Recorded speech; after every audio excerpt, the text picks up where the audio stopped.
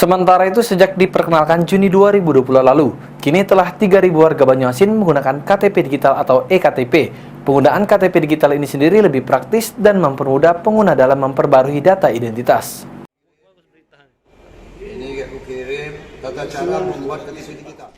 Sejak diperkenalkan Juni 2022 lalu, mulai banyak warga Kabupaten Banyuasin yang menggunakan KTP digital atau eKTP. Menurut Kepala Disduk Capil Kabupaten Banyuasin Saukani, ada sejumlah keunggulan dari KTP digital. Di antaranya, pengguna dapat memperbarui foto. Yang pertama KTP elektronik, yang kedua identitas digital. Jadi kalau kita mau mudah memaknainya, kasih kok KTP dalam dompet, satunya KTP dalam handphone.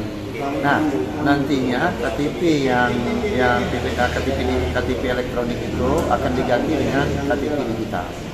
Sejauh ini sudah ada berapa masyarakat? Sekarang ini sekitar hampir ya sekitar 2.500-3.000 lah warga Banyuasin yang telah diaktifkan KTP digitalnya.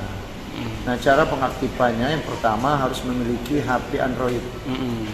Yang kedua harus datang sendiri ke Capil ya, karena nanti akan dilakukan verifikasi. Yang ketiga tidak bisa menggunakan HP yang lain.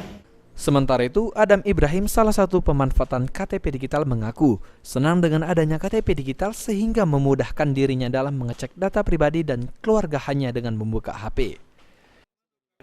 Karena pertama praktis, kedua ya karena melekat di HP, tidak banyaknya ya kita cepat dalam penggunaannya, cepat kalau memang ada dokumen yang diperlukan, data-data keluarga yang diperlukan kita cepat tahu kan, cepat hafal dan sebagainya. Itu yang katakanlah keutamaan daripada KTP dengan KK digital itu.